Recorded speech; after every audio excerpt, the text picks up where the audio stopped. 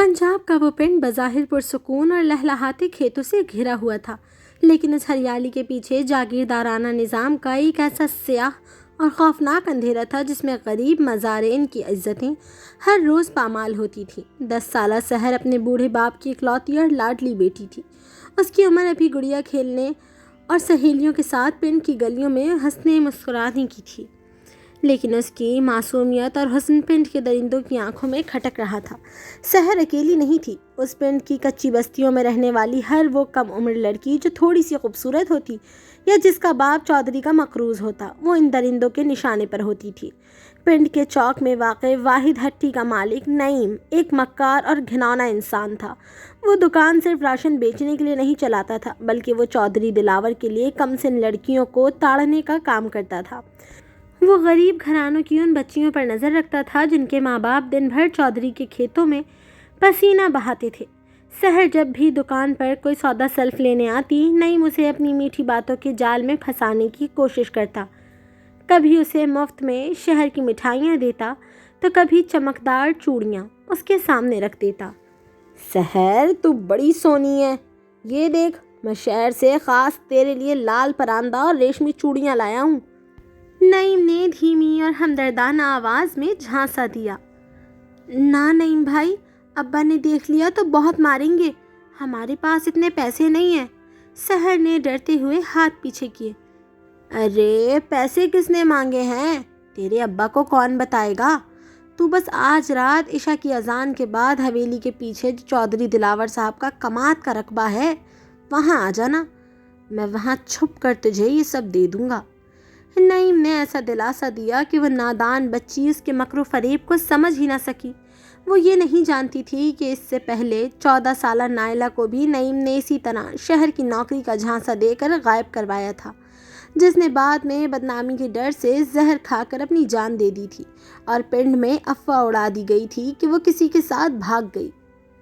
یہاں تک کہ 8 سالہ معصوم بانو کو بھی اس کے باپ کے قرضے کے بدلے اسی حویلی کی وحشت کا نشانہ بنایا گیا تھا۔ یہ ایک پورا منظم نیٹ ورک تھا جہاں غریب کی بیٹی کی عزت چودھری کے سود کے بدلے چکائی جاتی تھی۔ رات کو جب پورا پنڈ گہری نیند سو چکا تو سحر دبے پاؤں گھر سے نکلی۔ کماد کے اونچے اور گھنے کھیتوں میں رات کا اندھیرا خوفناک لگ رہا تھا۔ جیسے ہی سحر بتائی ہوئی جگہ پر پہنچی، وہاں نعیم اکیلا نہیں تھا، بلکہ اس کے ساتھ پنڈ کا سب سے بڑا زمیندار اور جاگیردار چودھری دلاور اپنی حوث زدہ آنکھوں کے ساتھ کھڑا تھا۔ نعیم بھائی، یہ چودھری صاحب یہاں کیا کر رہے ہیں؟ سحر کا دل خوف سے زور سے دھڑکا۔ نعیم نے بغیر کچھ کہے سحر کا دوپٹہ اس کے منہ میں ٹھونس دیا اور اسے زمین پر گرا دیا۔ چودھری صاحب، میں نے اپنا وعدہ پورا کر دیا، اب میرا پچھلا سارا قرضہ معاف سمجھیے گا، نعیم نے سرد مہر لہجے میں کہا اور وہاں سے چلا گیا۔ سحر نے چودھری دلاور کے بھاری وجود، وحشیانہ طاقت اور جاگیردارانہ نشے کے آگے بہت ہاتھ پاؤں مارے، لیکن اس 10 سالہ معصوم کی چیخیں کماد کے کھیتوں اور پنجاب کی اس اندھیری رات میں دفن ہو کر رہ گئیں۔ چودھری دلاور نے اس کچی کلی کی روح کو ہمیشہ کے لیے مسل دیا، بالکل اسی طرح جیسے اس نے سالوں سے پنڈ کی درجنوں دیگر معصوم بچیوں کا استحصال کیا تھا۔ پنجاب کے اس پنڈ میں ابھی سورج کی پہلی کرن بھی ٹھیک سے نہیں نکلی تھی اور ہر طرف ہلکی ہلکی دھند پھیلی ہوئی تھی۔ روز کی طرح پنڈ کے کچھ مزارعین اور زمیندار اپنے اوزار کندھوں پر رکھے چودھری دلاور کے کماد کے وسیع کھیتوں میں کام کرنے کے لیے آ رہے تھے۔ پرندوں کی چہچہاہٹ کے بیچ اچانک ایک کچے راستے پر چند لوگوں کے قدم رک گئے۔ سامنے مٹی اور خون سے لت پت پھٹے ہوئے کپڑوں میں ایک چھوٹی سی بچی نیم بے ہوشی کی حالت میں پڑی سسک رہی تھی۔ یہ بوڑھے شالے کی 10 سالہ دیہی سحر تھی۔ رات کی اس ہولناک درندگی نے اس معصوم کلی کو مٹی میں رول دیا تھا، لیکن وہاں موجود دیہاتیوں کے چہروں پر کوئی ہمدردی یا رحم کا تاثر نہ ابھرا، بلکہ ان کی آنکھوں میں حقارت اور خوف تیرنے لگا۔ اوئے، یہ تو شالے کی کڑی سحر ہے نا، اٹھاؤ اسے یہاں سے، جلدی کرو، ایک مزارے نے ڈرتے ہوئے پیچھے ہٹ کر کہا۔ ہائے ہائے، شرم کا مقام ہے، یہ کس کے ساتھ یہاں منہ کالا کر رہی تھی؟ دوسرے نے انتہائی گھن کھا کر زمین پر تھوکتے ہوئے کہا۔ بکواس بند کرو اور اس گند کو جلدی یہاں سے ہٹاؤ، چودھری دلاور صاحب نے اگر یہ لڑکی یہاں اپنے کھیتوں میں دیکھ لی تو غصب ہو جائے گا۔ وہ پورے علاقے کے سب سے شریف، سچے اور عزت دار آدمی ہیں۔ وہ اپنے پاک صاف رقبے پر یہ ناپاکی کبھی برداشت نہیں کریں گے۔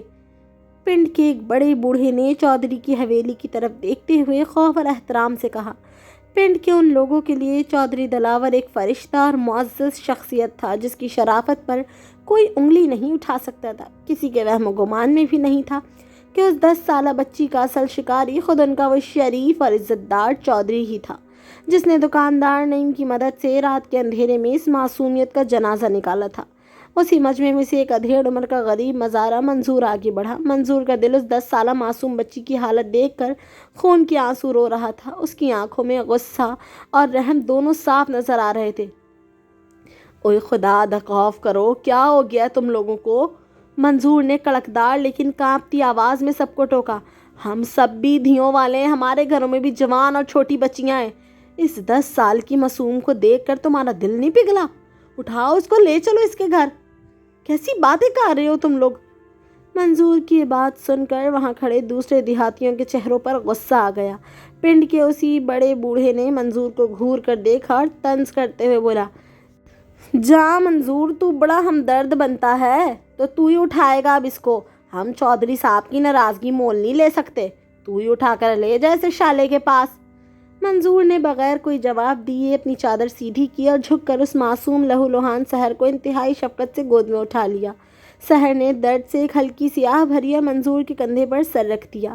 منظور اسے سیدھا پنڈ کی کچی گلیوں سے ہوتا ہوا اس کے باپ شالے کے گھر لے گیا، جہاں بوڑھے شالے نے صبح سویرے اپنی 10 سالہ لاڈلی بیٹی کو منظور کی گود میں اس حال میں دیکھا تو اس کے سر پر جیسے آسمان ٹوٹ پڑا۔ شالے کی چیخیں نکل گئیں اور وہ وہیں زمین پر بیٹھ گیا۔ منظور نے شالے کو حوصلہ دیا، شالے، رونے کا وقت نہیں ہے، ہوش کر، اس کی سانسیں اکھڑ رہی ہیں، اسے جلدی ہسپتال لے جا۔ شالے نے روتے ہوئے سحر کو اپنی باہوں میں لیا اور منظور کی مدد سے اسے فوری طور پر تحصیل کے سرکاری ہسپتال کی طرف لے کر بھاگا۔ بوڑھا شالہ جب اپنی 10 سالہ دھی سحر کو تحصیل کے سرکاری ہسپتال کے اسٹریچر پر ڈال کر برآمدے میں لایا تو وہاں کا منظر انصاف کے منہ پر تمانچہ تھا۔ سحر درد سے تڑپ رہی تھی اور اس کا بوڑھا باپ لاچار کھڑا آنسو بہا رہا تھا، لیکن ہسپتال کا یہ برآمدہ مرہم کی جگہ نہیں بلکہ ایک نیا مقتل بن گیا۔ پنڈ کی کئی دیگر عورتیں جو وہاں اپنے مریضوں کے ساتھ آئی ہوئی تھیں، اس 10 سالہ بچی کو اس حالت میں دیکھ کر ہمدردی جتانے کے بجائے اس کے گرد گھیرا بنا کر کھڑی ہو گئیں اور اس کی بے بسی کا تماشا بنانے لگیں۔ ہائے ہائے نی بشیراں، ذرا دیکھو تو صحیح اس کڑی کو، یہ رات کو منہ کالا کروا کے آئی ہے۔ پنڈ کی ایک بوڑھی مائی نے زمین پر تھوکتے ہوئے انتہائی حقارت سے کہا، شرم سے ڈوب مرنے کا مقام ہے، پورے پنڈ کی لاج مٹی میں ملا دی۔ ضرور اس کڑی کا ہی کوئی قصور ہوگا، ورنہ شریف زادیاں رات کے اندھیرے میں گھروں سے باہر رلتی نہیں پھرتی۔ دوسری عورت نے اپنی چادر کا پلو منہ پر رکھتے ہوئے گھن کھا کر کہا۔ برآمدے میں کھڑے کسی بھی شخص کو یہ معلوم نہیں تھا کہ اس ظلم کے پیچھے پنڈ کا سب سے بڑا جاگیردار چودھری دلاور ہے۔ چودھری کا نام کہیں بھی نہیں تھا، نہ کسی کی زبان پر اور نہ ہی کسی کے وہم و گمان میں۔ لوگ صرف اس 10 سالہ بچی کو گنہگار سمجھ کر اس پر کیچڑ اچھال رہے تھے۔ بوڑھا شالہ ان عورتوں کے سامنے ہاتھ جوڑتا رہا، خدا کے لیے میری دھی پر رحم کرو، ابھی تو اس کی گڑیا کھیلنے کی عمر ہے، یہ صرف 10 سال کی ہے، اس کی جان جا رہی ہے، اس سے گھن نہ کھاؤ، یہ معصوم ہے۔ لیکن معاشرے کی ان سنگ دل عورتوں نے تانوں کے وہ تیر چلائے کہ سحر کی روح ہسپتال کے اس گندے فرش پر بار بار مرتی رہی۔ سرکاری ہسپتال کی لیڈی ڈاکٹر نے بھی بغیر معائنہ کیے انہیں وہاں سے بھگا دیا۔ سحر ہسپتال کے اسٹریچر پر پڑی سسکتی رہی، اس کا کوئی علاج نہ ہوا، کوئی مرہم نہ لگا۔ وہ معصوم دنیا کی اس بے حسی کو دیکھ کر اندر سے بالکل ٹوٹ چکی تھی۔ ہسپتال کی اس شدید ذلت اور خواری کے بعد شالہ کسی طرح روتا ہوا سحر کو واپس اپنے کچے مکان میں لے آیا۔ سحر بستر پر لیٹی کپ کپا رہی تھی، اس کی آنکھیں خوف سے پھٹی ہوئی تھیں۔ شالہ اپنی دھی کے سراہنے بیٹھ کر پھوٹ پھوٹ کر رو رہا تھا، سحر میری دھی، مجھے بتا کون تھا وہ درندہ، کس نے تیری یہ حالت کی؟ شالہ نے تڑپ کر بیٹی کا ہاتھ پکڑا۔ سحر نے جیسے ہی چودھری دلاور کا چہرہ اپنے ذہن میں لایا، اس کا پورا جسم خوف کے مارے لرزنے لگا۔ وہ جانتی تھی کہ چودھری کے لٹھ برادر ایک اشارے پر اس کے باپ کو جان سے مار سکتے ہیں۔ وہ بری طرح روتے ہوئے سسکنے لگی، ابا وہ حویلی والے چودھری صاحب۔ سحر کی آواز حلق میں ہی پھنس گئی۔ جیسے ہی شالہ کے کانوں میں چودھری صاحب کا نام پڑا، اس کے چہرے کا رنگ سفید پڑ گیا، گویا اس کا خون جم گیا ہو۔ اس کا پورا وجود خوف کی ایک سرد لہر کی لپیٹ میں آ گیا۔ اس نے فوراً تڑپ کر سحر کے منہ پر اپنا کانپتا ہوا ہاتھ رکھ دیا۔ چپ ہو جا سحر، خدا کے لیے بالکل چپ ہو جا۔ چودھری صاحب کا نام اپنی زبان پر دوبارہ کبھی مت لانا۔ شالے کی آواز خوف کے مارے کانپ رہی تھی۔ وہ بار بار کمرے کے باہر دیکھ رہا تھا، جیسے چودھری کے کارندے کھڑے سن رہے ہوں۔ ابا میرا کیا قصور تھا؟ سحر نے سسکتے ہوئے پوچھا۔ تیرا کوئی قصور نہیں میری دھی، لیکن ہم غریب مزارے ہیں۔ وہ پنڈ کے مالک ہیں، ان کی بندوقیں، ان کی طاقت ہمارے پورے خاندان کو مٹی میں ملا دے گی۔ ہم ان کا مقابلہ نہیں کر سکتے۔ بس اس بات کو یہیں ختم کر دے، یہیں دفن کر دے۔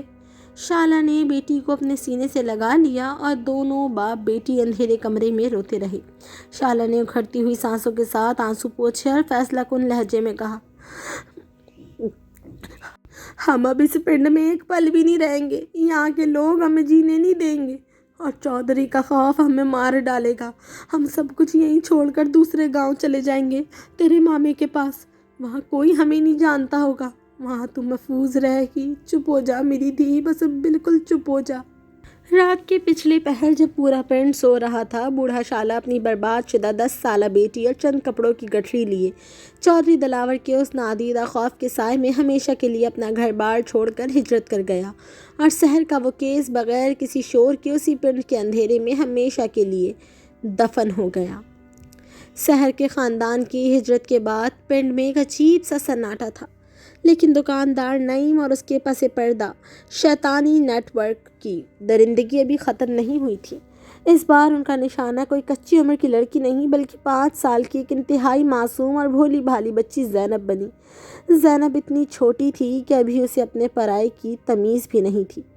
وہ بس گڑیا سے کھیلتی اور پنڈ کی گلیوں میں تتلی کی طرح اڑتی پھرتی تھی۔ ایک دوپہر جب زینب کی ماں گھر کے کاموں میں مصروف تھی، زینب ہنستی ہوئی گلی میں نکلی۔ چوک میں کھڑے نعیم نے جب اس معصوم بچی کو اکیلا دیکھا تو اس نے جیب سے رنگ برنگی ٹافیاں نکالی اور زینب کو آواز دی۔ وہ معصوم بچی ٹافی کے لالچ میں اس کے پیچھے چل پڑی اور غائب ہو گئی۔ شام ہوئی تو زینب کے گھر میں کہرام مچ گیا۔ وہ پورے پنڈ میں کہیں نہیں تھی۔ مائک پر اعلانات ہوئے، کنووں اور کھیتوں میں ڈھونڈا گیا، لیکن زینب کا کوئی سراغ نہ ملا۔ جب 3 دن گزر گئے اور بچی نہ ملی تو زینب کا لاچار اور غریب باپ پنڈ کے چند معززین کو ساتھ لے کر سیدھا چودھری دلاور کی حویلی پہنچا۔ چودھری دلاور تو پورے پنڈ کا مائی باپ تھا، سب سے شریف اور عزت دار آدمی، جس کے سامنے ہر کوئی اپنا دکھڑا روتا تھا۔ چودھری دلاور اپنے ڈیرے پر سفید کڑکدار کرتے میں ہاتھ میں تسبیح لیے بڑی وقار سے بیٹھا ہوا تھا۔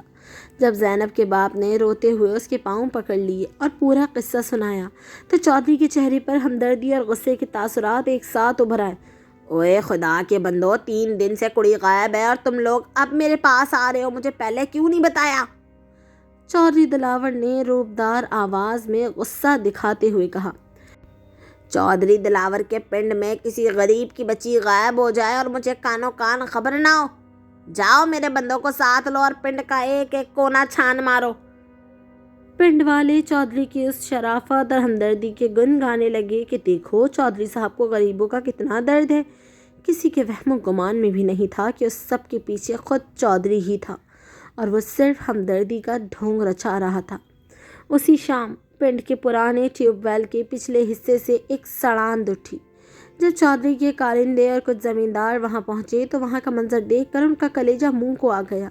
ایک بورے میں بند 5 سال کی معصوم زینب کی لاش پڑی تھی، جسے بے دردی سے موت کے گھاٹ اتار دیا گیا تھا۔ زینب کی اس دردناک موت نے پورے پنڈ کو چونکا دیا اور خوف زدہ کر دیا۔ اب یہ صرف کسی ایک گھر کا معاملہ نہیں رہا تھا، بلکہ پورے پنڈ میں ایک ایسا خوف پھیل گیا کہ گھر گھر میں صف ماتم بچھ گئی۔ یہ ایک ایسی بیداری تھی جو صدمے اور ڈر کی شکل میں آئی تھی۔ مائیں اپنے جگر گوشوں کو سینے سے لگا کر رونے لگیں۔ پنڈ کے چوک اور گلیوں میں اب بچوں کی ہنسی غائب ہو چکی تھی اور ہر طرف ایک سہمے ہوئے معاشرے کا عکس تھا۔ باپ اپنی معصوم بیٹیوں کو ڈرانے لگے اور سوشل اویئرنیس کا ایک ایسا سخت ماحول بن گیا۔ خبردار جو اب گھر سے باہر قدم بھی نکالا، پنڈ کے حالات دیکھ رہے ہو نا، دن ہو یا رات بس گھر کے اندر رہو، دروازے بند رکھو۔ ہر گھر تحفظ کے نام پر ایک قید خانہ بن گیا، جہاں معصوم بچیاں خوف کے سائے میں جینے پر مجبور ہو گئیں، جبکہ پنڈ والے اب بھی یہی سمجھ رہے تھے کہ ان کا چودھری دلاور ہی ان کا واحد محافظ ہے جو اس درندے کو ڈھونڈ نکالے گا۔ زینب کی دردناک اور عبرتناک موت نے پورے پنڈ کی روح کو جھنجھوڑ کر رکھ دیا تھا۔ فضاؤں میں ایک ایسا گہرا اور خوفناک سناٹا چھا گیا تھا کہ دن کے اجالے میں بھی گلیاں قبرستان کا منظر پیش کرتی تھیں۔ ہر گھر کے دروازے اپنی بچیوں کے لیے مضبوطی سے بند ہو چکے تھے اور پورا پنڈ چوکنا اور سہم چکا تھا۔ اسی بھیانک سناٹے کے بیچ گرمیوں کی تپتی جھلساتی ہوئی دوپہر کو پنڈ کے ویران چوک پر واقع نعیم کی دکان کے سامنے آ کر ایک لڑکی رکی۔ وہ لڑکی بے حد حسین، بلا کی خوبصورت اور دراز قد تھی۔ اس کا نقوش تیکھا تھا، چال میں ایک البیلا چنچل پن تھا اور اس کی گہری آنکھیں بالکل کسی پرسکون جھیل جیسی نظر آتی تھیں۔ اس تپتے ماحول میں اس کا وہاں آنا ایسا تھا جیسے جھلستے ہوئے پنڈ میں کوئی ٹھنڈی ہوا کا جھونکا آ گیا ہو۔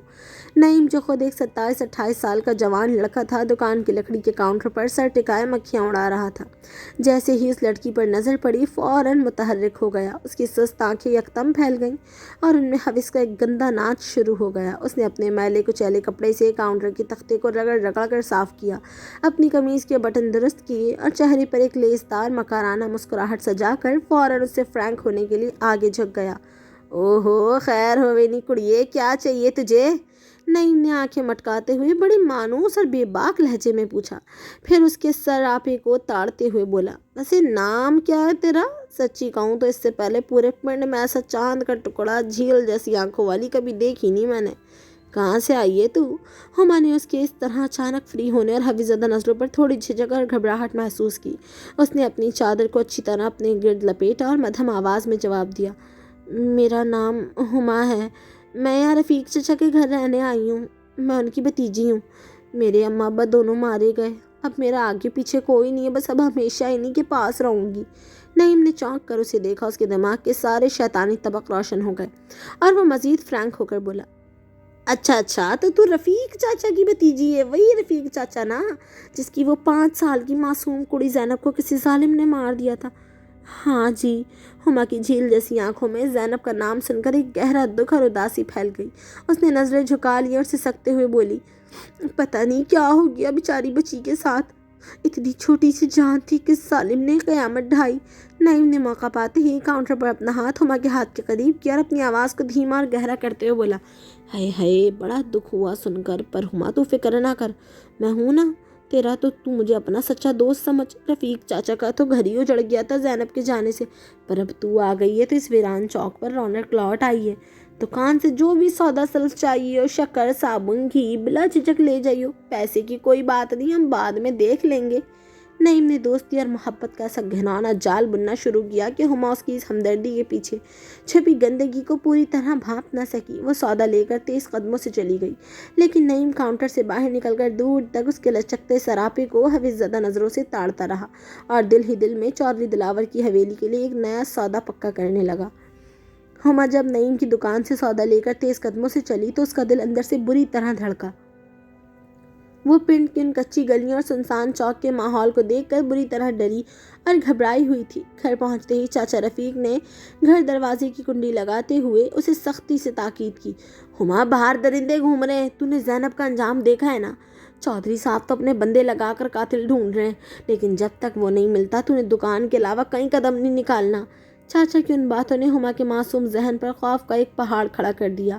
وہ دن بھر کچے کمرے کی کھڑکی سے باہر جھانکتی تو اسے پنڈ کی ہر گلی سنسان اور ڈراؤنی لگتی۔ چودھری دلاور کا نادیدہ روپ اور زینب کی موت کا خوف اس کے اعصاب پر سوار ہو چکا تھا۔ وہ اتنی گھبرائی ہوئی تھی کہ ذرا سی آہٹ پر بھی اس کی جان نکل جاتی تھی، لیکن نعیم جیسا مکار شکاری اچھی طرح جانتا تھا کہ ڈری ہوئی اور بے آسرا لڑکیوں کو محبت کے جھانسے میں کیسے گھیرنا ہے۔ ہما جب بھی چاچا کی مجبوری کی وجہ سے ڈرتی ڈرتی چادر میں منہ چھپائے سودا لینے دکان پر آتی، نعیم اس کے اسی خوف کا فائدہ اٹھاتا۔ وہ ایک دم نہایت شریف، ہمدرد اور محافظ بن کر سامنے آتا۔ ہما تو اتنی گھبرائی ہوئی کیوں رہتی ہے؟ ایک دن نعیم نے اس کا سودا تھیلے میں ڈالتے ہوئے نہایت پیار سے کہا، میں جانتا ہوں پنڈ کے حالات دیکھ کر تو بہت ڈر گئی ہے، پر میں نے تجھے کہا تھا نا کہ تو فکر مت کر، میں ہمیشہ تیرے ساتھ ہوں، کوئی تیری طرف آنکھ اٹھا کر بھی نہیں دیکھ سکتا۔ نعیم کے ان دلاسوں سے بھری باتوں نے ہما کے سہمے ہوئے اور ڈرے ہوئے دل پر جادو کا کام کیا۔ وہ معصوم یہ دیکھ ہی نہیں پا رہی تھی کہ یہ وہی بھیڑیا ہے جس نے زینب کو ٹیوب ویل کے پیچھے پھینکا تھا۔ وہ جب بھی دکان پر آتی، نعیم اسے کبھی کوئی قیمتی چیز تحفے میں دیتا تو کبھی پیسے لینے سے صاف انکار کر دیتا۔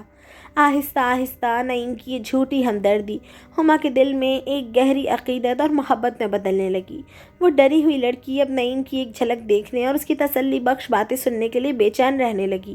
دونوں کے درمیان ملاقاتوں کا ایک ایسا خوبصورت دور شروع ہوا جہاں محبت کی دھیمی آنچ سلگنے لگی۔ نعیم، آپ میرے لیے اتنے اچھے کیوں ہیں؟ میرا تو کوئی بھی نہیں ہے اس دنیا میں، ایک شام ہما نے سرخ ہوتے چہرے کے ساتھ دھیمی آواز میں پوچھا۔ نعیم نے اس کی حسین آنکھوں کو دیکھا، اس کے ہونٹوں پر ایک گہری اور دل نشین مسکراہٹ ابھری۔ اس نے کاؤنٹر سے تھوڑا آگے بڑھ کر ہما کا کانپتا ہوا ریشمی ہاتھ اپنے ہاتھ میں لیا اور اس کی انگلیوں کو نرمی سے چھوا اور اپنی محبت کا باقاعدہ اظہار کرتے ہوئے بولا، کیونکہ تو مجھے اپنی جان سے بھی زیادہ پیاری ہے ہما۔ میں نے جب سے تجھے دیکھا ہے میرا دل تیرے نام ہو چکا ہے۔ میں تجھ سے سچی اور بے پناہ محبت کرتا ہوں، تو گھبرایا مت کر، میں تجھے اپنی زندگی بناؤں گا اور اس پنڈ کے ہر دکھ سے دور لے جاؤں گا۔ ہما نے جب نعیم کے منہ سے یہ سچے لگنے والے الفاظ سنے اور اس کے ہاتھ کا لمس محسوس کیا تو اس کا سارا خوف ایک خوبصورت احساس میں ڈھل گیا۔ اس کی جھیل جیسی آنکھوں میں شرم اور خوشی کے آنسو چمک اٹھے۔ اس نے شرماتے ہوئے اپنی نظریں جھکا لیں اور دھیمے سے نعیم کے ہاتھ پر اپنی گرفت مضبوط کر دی۔ اس کے خاموش اقرار نے دکان کی فضا کو محبت کے رنگ میں رنگ دیا۔ اگلے چند دنوں میں ان کا یہ پیار مزید گہرا ہو گیا۔ اب ہما جب بھی دکان پر آتی، دونوں چوری چھپے ایک دوسرے کو دیکھتے، مسکراتے اور گھنٹوں باتیں کرتے۔ نعیم ہما کا دل بہلانے کے لیے اسے اتنے نئے خواب دکھاتا، اس کے بالوں کی تعریف کرتا، اور ہما اس جوان کے پیار میں اندھی ہو کر اپنے چاچا کا خوف بھی بھول چکی تھی۔ وہ معصوم اور بے حد حسین ہما جو اپنوں کے کھو جانے کے غم سے نڈھال تھی، نعیم کے اس جھوٹے دلاسے کو کائنات کی سب سے سچی محبت سمجھ بیٹھی تھی، اور وہ یہ جاننے سے بالکل قاصر تھی کہ وہ محبت کے جس خوبصورت راستے پر چل پڑی ہے وہ سیدھا چودھری دلاور کی اسی خونخوار حویلی کی طرف جاتا ہے۔ نعیم اور ہما کی اس بڑھتی ہوئی محبت اور چوری چھپے ملاقاتوں کے درمیان ایک تپتی دوپہر پنڈ کی کچی سڑک پر دھول اڑاتی ہوئی ایک چمکتی ہوئی کالی بڑی گاڑی آ کر رکی۔ گاڑی کا چمکدار دروازہ کھلا اور اس میں سے ایک 24-25 سال کا گبرو جوان اترا۔ اس نے مہنگا اور نفیس شہری لباس پہن رکھا تھا، آنکھوں پر برانڈڈ چشمہ تھا اور اس کے چہرے پر شہر کی پڑھائی کا رعب اور خاندانی وقار صاف جھلک رہا تھا۔ یہ ہمایوں تھا، چودھری دلاور کا اکلوتا بیٹا، جو لاہور کے ایک بڑے لاء کالج سے قانون کی ڈگری مکمل کر کے حال ہی میں پنڈ واپس لوٹا تھا۔ ہمایوں اپنے باپ چودھری دلاور کی طرح جاہل، ظالم اور ہوس پرست نہیں تھا، بلکہ وہ قانون کا علم رکھنے والا ایک سلجھا ہوا، باشعور اور رحم دل انسان تھا۔ وہ پنڈ کے روایتی زمیندارانہ ماحول اور غریبوں پر ہونے والے مظالم سے ہمیشہ دور رہا تھا، اسی لیے اسے اپنے باپ کی بہت سی باتیں اور طریقے پسند نہیں تھے۔ ہمایوں جیسے ہی گاڑی سے اترا، چوک پر موجود 2-3 مزارین نے فوراً سر جھکا کر سلام کیا۔ سلام چودھری صاحب، جی آیا نو۔ ہمایوں نے ہلکی سی مسکراہٹ کے ساتھ سب کے سلام کا جواب دیا اور سیدھا چوک میں واقع نعیم کی دکان کی طرف چل پڑا۔ وہ بچپن میں جب بھی پنڈ آتا تھا تو نعیم کی دکان سے چیزیں لیا کرتا تھا، اس لیے مروت اور پرانی جان پہچان کے ناطے وہ نعیم سے ملنے آ گیا۔ نعیم جو ابھی تھوڑی دیر پہلے ہما کو محبت کے جھانسے میں پھنسانے اور چودھری دلاور کی حویلی کے لیے نیا سودا پکا کرنے کے خواب دیکھ رہا تھا، چھوٹے چودھری کو اپنی دکان کی طرف آتے دیکھ کر فوراً سیدھا ہو کر کھڑا ہو گیا۔ اس نے جلدی سے کاؤنٹر پر پڑے اسی میلے کچیلے کپڑے سے لکڑی کے تختے کو رگڑ رگڑ کر صاف کیا اور چہرے پر ایک خوش آمدی مسکراہٹ سجا کر بولا، او ہو چھوٹے چودھری صاحب، سلام علیکم باؤ جی، آپ کب آئے شہر سے؟ سچی کہوں تو آپ کو دیکھ کر دکان بھاگ لگ گئے ہیں۔ ہمایوں نے آنکھوں سے چشمہ اتارا اور دکان کے باہر پڑے بینچ پر بیٹھتے ہوئے بولا، وعلیکم السلام نعیم بھائی، بس کل رات ہی لاہور سے واپس آیا ہوں۔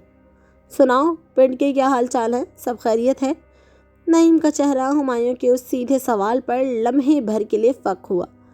کیونکہ سحر کے خاندان کی ہجرت اور 5 سالہ معصوم زینب کی دردناک موت کا سارا سچ نعیم کے پیٹ میں ہی دفن تھا، لیکن اس نے فوراً اپنی عیاری کو چھپایا اور ایک جھوٹی آہ بھرتے ہوئے بولا، باؤجی پنڈ کے حالات تو بڑے ماڑے چل رہے ہیں۔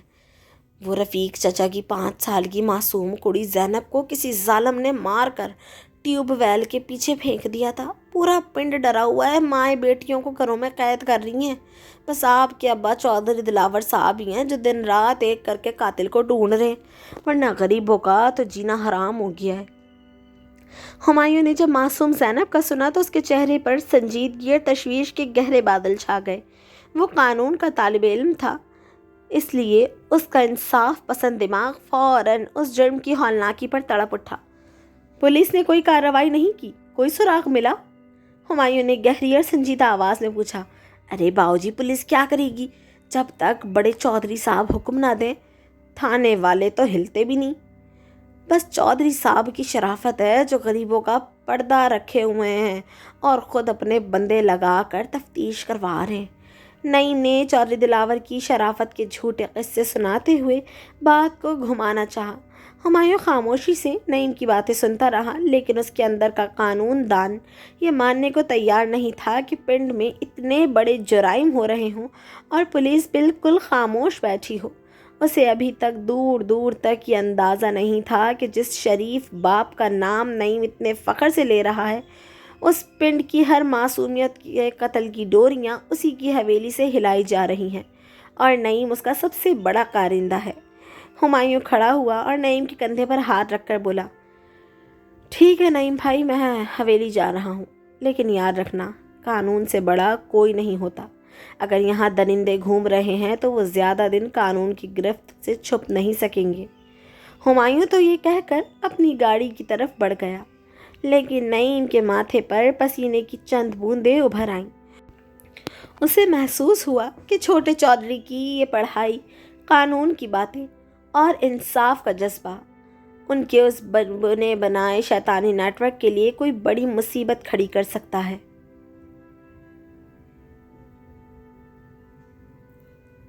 نعیم کی دکان سے نکلنے کے بعد ہمایوں کا ذہن شدید اضطراب کا شکار تھا۔ 5 سال کی ننھی زینب کے ساتھ ہونے والا ظلم اور اس کی لاش کا ٹیوب ویل کے پیچھے بورے میں ملنا ایک ایسا ہولناک سچ تھا جس نے اس کے پڑھے لکھے اور انصاف پسند دل کو جھنجھوڑ کر رکھ دیا تھا۔ وہ گاڑی میں بیٹھ کر حویلی جانے کے بجائے سیدھا پنڈ کی کچی اور سنسان گلیوں کی طرف مڑ گیا۔ وہ قانون کا طالب علم تھا اور جانتا تھا کہ اگر مظلوم کو انصاف دلانا ہے تو سب سے پہلے اس کے خاندان سے ملنا ہوگا، کیونکہ پنڈ کی پولیس تو بڑے چودھری کی شرافت کے گن گا کر ہاتھ پر ہاتھ دھرے بیٹھی تھی۔ ہمایوں نے گاڑی ایک طرف روکی اور پیدل چلتا ہوا رفیق چاچا کے کچے اور اجڑے ہوئے مکان کے سامنے پہنچ گیا۔ گھر کا لکڑی کا پرانا دروازہ اندر سے بند تھا، جس پر زینب کی موت کا خوف اور سناٹا صاف لکھا ہوا تھا۔ ہمایوں نے آگے بڑھ کر دروازے پر دستک دی۔ کون ہے باہر؟ اندر سے ایک سہمے ہوئے مرد کی دھیمی آواز آئی۔ یہ رفیق چاچا تھے جو بیٹی کے غم میں جیتے جی مر چکے تھے۔ رفیق چاچا، میں ہوں ہمایوں، چودھری دلاور کا بیٹا۔ ہمایوں نے انتہائی مؤدبانہ اور نرم لہجے میں جواب دیا۔ جیسے ہی رفیق چاچا نے چھوٹے چودھری کا نام سنا، انہوں نے جلدی سے کنڈی کھولی۔ چودھری دلاور تو پورے پنڈ کا مائی باپ تھا اور ان کی نظر میں چودھری صاحب ہی قاتلوں کو ڈھونڈ رہے تھے، اس لیے چھوٹے چودھری کو اپنے در پر دیکھ کر ان کی آنکھوں میں آنسو آ گئے۔ آؤ چھوٹے چودھری صاحب آؤ، ہمارے غریب خانے پر کیسے آنا ہوا؟ رفیق چاچا نے لرزتے ہاتھوں سے انہیں اندر بلا لیا۔ چاچا، میں لاہور سے کل ہی آیا ہوں اور مجھے زینب کا پتہ چلا۔ مجھے بہت افسوس ہے۔ میں یہاں آپ کا دکھ بانٹنے اور یہ پوچھنے آیا ہوں کہ پولیس نے اب تک کیا تفتیش کی؟ کیا کسی پر شک ہے آپ کو؟ ہمایوں صحن میں پڑی پرانی چارپائی پر بیٹھتے ہوئے بولا۔ رفیق چاچا رونے لگے۔ باؤجی، پولیس تو بس چکر لگا کر چلی جاتی ہے۔ بڑے چودھری صاحب نے بھی اپنے بندے لگا رکھے ہیں، پر پتہ نہیں وہ کون درندہ تھا جو میری 5 سال کی گڑیا کو نکل گیا۔ ہمایوں ابھی رفیق چاچا کو تفتیش کے سلسلے میں تسلی دے ہی رہا تھا کہ اچانک کچے کمرے کا پردہ ہٹا اور اندر سے ہما ہاتھ میں پانی کا گلاس لیے صحن میں آئی۔ جیسے ہی ہمایوں کی نظر ہما پر پڑی، اس کے دل کی دھڑکن ایک پل کے لیے بالکل رک سی گئی۔ وہ گلاس وہیں تھامے ساکت رہ گیا۔ ہما تپتی دوپہر میں بھی بلا کی خوبصورت اور حسین لگ رہی تھی۔ اس کا دراز قد، چہرے کی معصومیت اور سب سے بڑھ کر اس کی وہ گہری آنکھیں جو بالکل کسی پرسکون جھیل جیسی تھی، ہمایوں کے دل کو ایک ہی نظر میں بھا گئی۔ ہما نے جیسے ہی صحن میں اپنی ایک پروقار شہری اور ہینڈسم جوان کو دیکھا، وہ گھبرا گئی۔ اس نے جلدی سے اپنی چادر کو درست کیا، اپنی جھیل جیسی آنکھیں جھکا لی۔ چودھری صاحب، یہ میری بھتیجی ہما ہے۔ اپنے ماں باپ کے مرنے کے بعد یہ شہر سے یہاں میرے پاس ہی رہنے آئی ہے۔ رفیق چاچا نے ہمایوں کو ہما کا تعارف کروایا۔ ہما نے کانپتے ہاتھوں سے پانی کا گلاس ہمایوں کی طرف بڑھایا۔ جب ہمایوں نے گلاس لینے کے لیے ہاتھ آگے بڑھایا تو دونوں کی نظریں ایک لمحے کے لیے ملی۔ ہما پانی دے کر فوراً تیز قدموں سے پردے کے پیچھے چلی گئی اور ہمایوں خاموشی سے گلاس ہاتھ میں لیے وہیں بیٹھا رہا۔ ہمایوں رفیق چاچا کے گھر سے نکلا تو اس کا دل ہما کی معصومیت اور جھیل جیسی آنکھوں کے سحر میں جکڑا ہوا تھا، لیکن ساتھ ہی زینب کی موت کا دکھ اس کے ذہن پر ہتھوڑے برسا رہا تھا۔ وہ تیز رفتاری سے گاڑی چلاتا ہوا سیدھا چودھری دلاور کی وسیع اور روبدار حویلی پہنچا۔ گاڑی پارک کر کے وہ سیدھا اس بڑے دیوان خانے کی طرف بڑھا جہاں چودھری دلاور سفید لباس میں ملبوس، ہاتھ میں تسبیح لیے چند مزارین کے گھیرے میں بیٹھا ہوا تھا۔ ہمایوں کو دیکھتے ہی چودھری دلاور کے چہرے پر باپ کا فخر اور محبت چمک اٹھی۔ اس نے مزارین کو باہر جانے کا اشارہ کیا اور ہمایوں کو اپنے قریب بیٹھنے کا اشارہ کیا۔ آؤ ہمایوں پتر، آ کر اپنے ابا کے پاس بیٹھو۔ لاہور سے آنے کے بعد تم سے ٹھیک سے بات بھی نہیں ہو سکی، چودھری نے نرم اور بھاری آواز میں کہا۔ ہمایوں اپنے باپ کے سامنے بیٹھ گیا، لیکن اس کے چہرے پر سنجیدگی اور پریشانی صاف نظر آ رہی تھی۔ اس نے گہرا سانس لیا اور اپنے باپ کی آنکھوں میں دیکھتے ہوئے انتہائی افسوس سے بولا، ابا جی، یہ سب کیا ہو رہا ہے ہمارے پنڈ میں؟ میں ابھی چوک سے ہوتا ہوا رفیق چاچا کے گھر گیا تھا۔ 5 سال کی معصوم زینب کے ساتھ جو کچھ ہوا وہ سن کر میرا دل خون کے آنسو رو رہا ہے۔ پنجاب کا یہ پرسکون گاؤں درندوں کی آماج گاہ کیسے بن گیا؟ چودھری دلاور نے چہرے پر گہری ہمدردی اور افسوس کا جھوٹا تاثر سجاتے ہوئے اپنی تسبیح کے دانے گھمائے اور لمبی آہ بھر کر بولا، ہاں بیٹا، بس میں کیا بتاؤں، جب سے واقعہ ہوا ہے مجھے راتوں کو نیند نہیں آتی۔ رفیق بیچارے کا تو گھر ہی اجڑ گیا ہے۔ میں نے اپنے بندے دن رات ایک کر کے پنڈ کے کونے کونے میں لگا رکھے ہیں کہ اس درندے کا کوئی سراغ ملے۔ ہمایوں جو قانون کا پڑھا لکھا طالب علم تھا، اپنے باپ کی اس بات پر مطمئن نہ ہوا اور فوراً سوالیہ انداز میں بولا، لیکن ابا جی، یہ کوئی چھوٹا موٹا جھگڑا نہیں ہے، یہ ایک معصوم بچی کا قتل ہے۔ آپ پولیس کو اس معاملے میں کیوں نہیں انوالو کر رہے؟ تھانے کو آفیشل نوٹس کیوں نہیں بھجوایا جا رہا؟ چودھری دلاور نے جیسے ہی پولیس کا نام سنا، اس کے دل میں ایک پل کے لیے چور جاگا، لیکن اس نے اپنی عیاری کو چھپاتے ہوئے چہرے پر حیرت اور غصے کا رنگ لایا۔ اس نے ہمایوں کو گھورتے ہوئے کہا، بیٹا پاگل ہو، تم شہر کی کتابیں پڑھ کے آ گئے ہو پر تمہیں پنڈ کے رواجوں اور یہاں کی عزت کا کچھ علم نہیں۔ ہمایوں نے کچھ کہنے کے لیے منہ کھولا ہی تھا کہ چودھری دلاور نے ہاتھ کے اشارے سے اسے روکا اور دھیمے لیکن کاٹ دار لہجے میں سمجھاتے ہوئے بولا، پولیس کو یہاں بلانے کا مطلب جانتے ہو؟ وہ سرکاری وردی والے یہاں آئیں گے تو غریبوں کی رئی سئی پت بھی رول دیں گے۔ وہ تفتیش کے نام پر ان غریبوں کے گھروں میں گھسیں گے، ان کی جوان بیٹیوں اور عورتوں کو تھانے کے سیٹیں گے اور ان کی عزت کو چوراہے پر نیلام کر دیں گے۔ پولیس نے یہاں غریبوں کی عزت کو چھوڑنا نہیں ہے بیٹا۔ ایک بار غریب کی بیٹی کا نام تھانے کچہری میں اچھل گیا تو پھر اس پنڈ میں کون کسی کی بیٹی سے شادی کرنا چاہے گا؟ ان کے گھر تو جیتے جی قبرستان بن جائیں گے۔ چودھری دلاور نے یہ بات اتنے جذباتی اور ہمدردانہ انداز میں کہی کہ ہمایوں اندر سے لاجواب ہو گیا۔ چودھری نے آگے بڑھ کر ہمایوں کے کندھے پر ہاتھ رکھا اور کہا، میں اس پنڈ کا چودھری ہوں ہمایوں، ان غریبوں کا پردہ رکھنا اور ان کی حفاظت کرنا میرا فرض ہے۔ اس لیے میں خاموشی سے اپنے طریقے سے قاتل کو ڈھونڈ رہا ہوں تاکہ پنڈ کی کسی دھی بہن کی عزت اچھلے بغیر انصاف ہو سکے۔ تم بس اب اس معاملے کو مجھ پہ چھوڑ دو اور آرام کرو۔ ہمایوں اپنے باپ کی اس سفید پوش شرافت اور غریبی کے لیے ہمدردی کو سچ سمجھ کر خاموش ہو گیا۔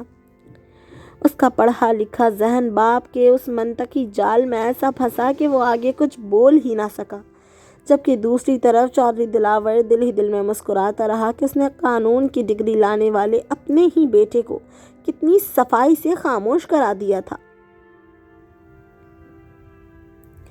نعیم کا مکارانہ جال آہستہ آہستہ ہما کے گرد مضبوط ہو چکا تھا۔ ایک شام جب چاچا رفیق گھر پر نہیں تھے، نعیم نے ہما کو چودھری دلاور کی اسی خونخوار حویلی میں چلنے کا جھانسا دیا، یہ کہہ کر کہ وہ اسے ہمیشہ کے لیے اس پنڈ سے دور لے جانے کے لیے وہاں گاڑی کا انتظام کر چکا ہے۔ ہما خوف اور محبت کے تانے بانے میں الجھی ہوئی اس کے پیچھے چل پڑی۔ جیسے ہی وہ حویلی کے پچھلے اندھیرے راستے سے اندر داخل ہوئے، نعیم کا چہرہ یکدم بدل گیا۔ حویلی کے تپتے ہوئے دالان میں سفید کڑکدار کرتے میں ملبوس چودھری دلاور اپنی حوث زدہ آنکھوں کے ساتھ ہما کے استقبال کے لیے کھڑا تھا۔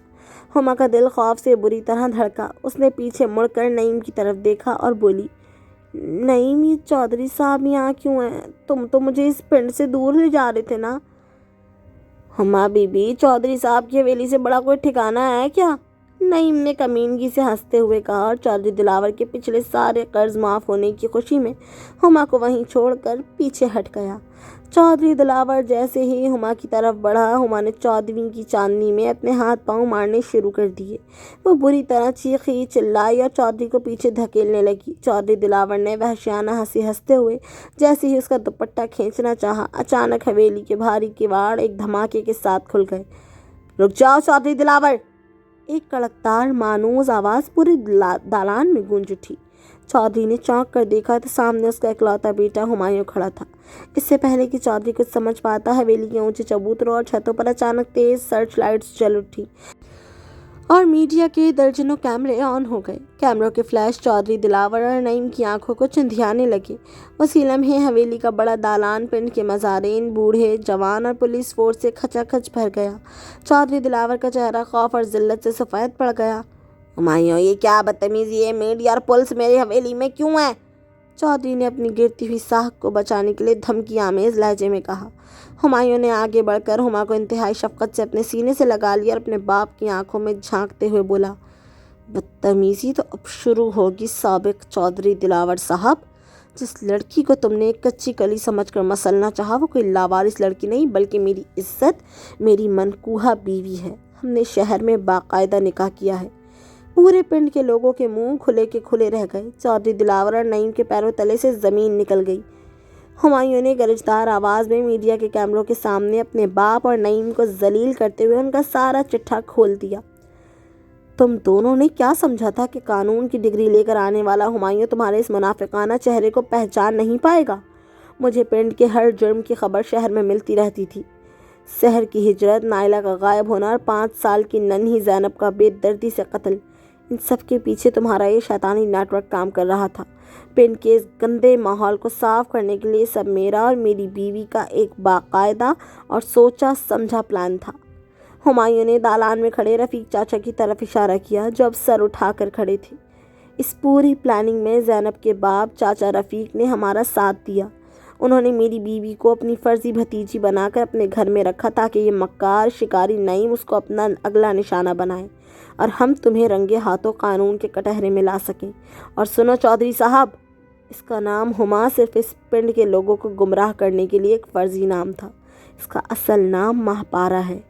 مہاپارا نے چودھری دلاور نعیم کی طرف دیکھا۔ اس کی جھیل جیسی گہری آنکھوں میں اب خوف نہیں بلکہ ایک شیرنی کا جلال تھا جس نے اپنی معصوم زینب کا بدلہ لے لیا تھا۔ پولیس نے فوراً چودھری دلاور اور نعیم کو ہتھکڑیاں پہنائی، لیکن پنڈ کے لوگوں کا غصہ چودھری کے نادیدہ خوف سے کہیں زیادہ بڑا ہو چکا تھا۔ برسوں سے دبے ہوئے غریب مزارین، مائیں اور باپ جن کی بیٹیوں کی عزتیں اس حویلی میں نیلام ہوئی تھیں، چودھری اور نعیم پر ٹوٹ پڑے۔ پولیس کے سامنے ہی پنڈ والوں نے ان دونوں درندوں کو گھسیٹ کر پنڈ کے اسی مرکزی چوک پر لایا جہاں نعیم کی دکان تھی۔ چوک کے بیچوں بیچ دونوں کو کھمبے سے باندھ دیا گیا۔ پنڈ کے لوگوں نے چودھری دلاور اور نعیم کو خوب درے مارے، ان کے چہروں پر کالک ملی اور مزارین کے بوڑھوں نے اپنے ہاتھوں سے چوک میں پھانسی کا پھندا تیار کیا۔ قانون اور عوامی عدالت کے اس تاریخی فیصلے کے تحت چودھری دلاور نعیم کو اسی چوک میں سر عام پھانسی پر لٹکا دیا گیا تاکہ آئندہ پنجاب کے کسی پنڈ میں کسی معصومیت کا قتل نہ ہو سکے۔ اس بھیانک اندھیرے کے خاتمے کے بعد پنڈ میں انصاف کا ایسا نیا سورج طلوع ہوا۔ حویلی پر اب ظلم کا نہیں بلکہ انصاف کا پرچم لہرانے لگا۔ پنڈ کے تمام لوگوں نے مل کر ہمایوں اور مہاپارہ کو اپنا نیا چودھری اور چودرانی تسلیم کیا۔